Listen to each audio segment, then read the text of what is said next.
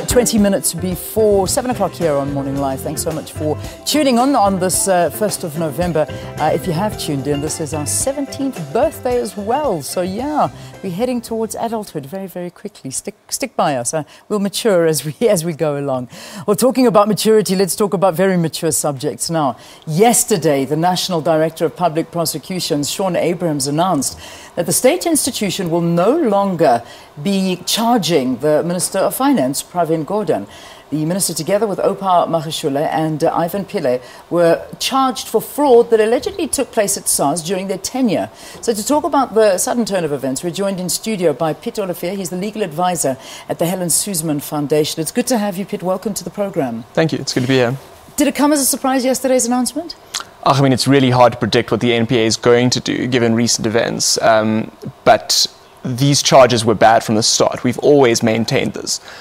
So we believe that the withdrawal of the charges, there was no other option. They definitely should have done that, and we're very happy that it's happened. Yeah. When you originally looked at the charges that were laid against the finance minister and the other two co-accused, I mean, was there a case to begin with? No, there was nothing at all. If a first-year law student looked at those charges, he would realize that there was absolutely nothing there on any plausible version of the facts.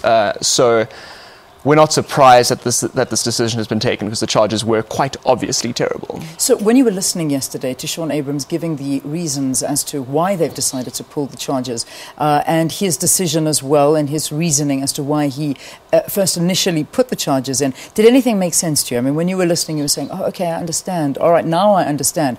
Or were you still sitting there shaking your head and saying, it's not right?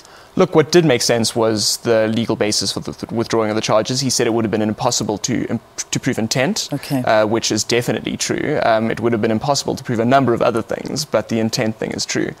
What we think wasn't right was his utter lack of contrition. Mr. Abrams just doesn't seem to get what he's done and what the NPA has done here. They've charged a sitting minister on charges that were bad from the start, and now he seems that he cannot say sorry, which we think shows a lack of fitness for the position that he occupies. Look, you talk about that cannot say sorry, and he has absolutely blatantly refused to accept any responsibility and to apologize for it. He's said that. It's something that he's quite certain about. Who do you believe as the foundation should actually be accountable for what happened? Various people. Mr. Abrams should definitely be held accountable, because he could have dropped these charges or stopped them much earlier. We think Mr. Pretorius, who made the initial decision to charge, should also be held accountable, and also various people at the Hawks who gave this case that was obviously bad to the NPA, and also have been messing around with many other charges that are also bad from the start. So there are a lot of people that should be held accountable here. Yeah, and at this stage, I think that's the angle that's now being taken, and I mean particularly from your side, because initially you were going to go to court to try and have this overturned, but now that's been done for you. So obviously you're going to have a look at the costs associated with it, but what's your next step? I mean, what are you planning on doing? Are you dropping everything altogether, or are you going to sort of look at trying to get somebody to take responsibility? Look, we're going to continue looking at getting someone to take responsibility, because we think it's absolutely insulting to South Africa that the members of the NPA refuse to say sorry, which is an obvious mistake at best and abuse of power at worst. Yeah. There is, of course, on Wednesday, this big gathering that was going to be taking place at the same time that the court case was going to be taking place. That, we've been told, is going to continue. The EFF and other parties, I'm not too sure of CEOs, I mean, but it's all taking on a different stance, as in Save South Africa. Will you be participating? Have you guys decided if you'd like to be involved in that as the Helen Suzman Foundation?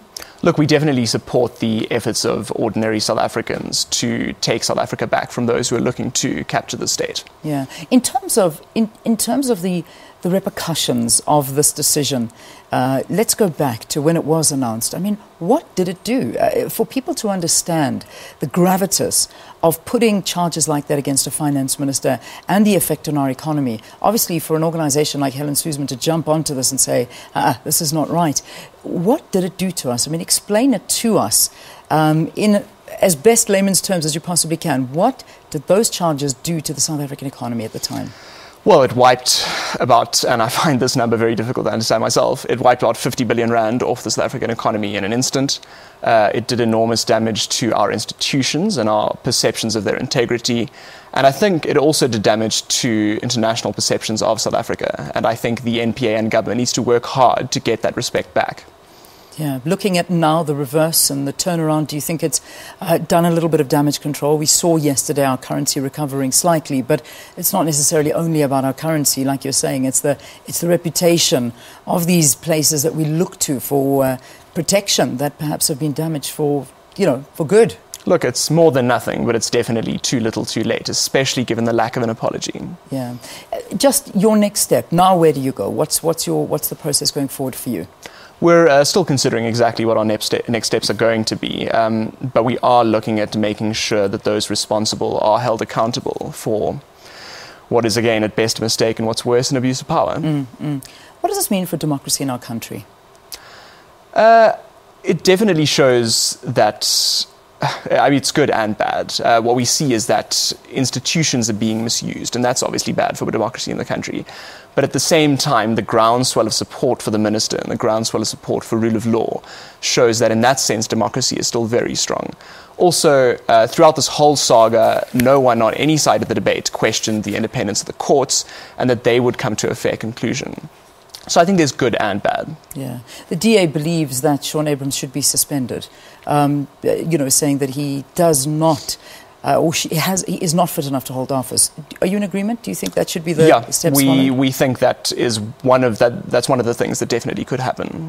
We know that the EFF has also applied to, or written a letter to the General Counsel of the Bar, to have Mr. Abrahams disbarred for no longer being a fit and proper advocate. But we definitely think that suspension is a good first step here. Yeah. Well, we've got the state capture that we're looking to today. Of course, that court case is going to be taking place, and our reporter is there. We're going to be crossing to him in a very, very short while to actually just get a little bit of information as to what's going to be happening there. That must be something that you're watching very closely as well. The state capture report from the public protector. Again, something I imagine you'd like to see released. Definitely, and I think a lot of these problems go back to the problem of state capture. So I think it's important that this report is released. Yeah, give us a little bit more transparency. Piet, thank you for talking to us. Piet Olivier is a legal researcher with the Helen Suzman Foundation. You'll know yesterday the National Director of Public Prosecutions, Shaun Abrahams, announced that the state institution will no longer be charging the Minister of Finance anymore, Pravin Gordhan, as well as Oupa Magashule and Ivan Pillay. And Helen Suzman Foundation were the one organisation that were actually going to take them to court and try and get those charges taken away. Well, they'd already been done for them, but they're looking at the next step forward. All right, let's take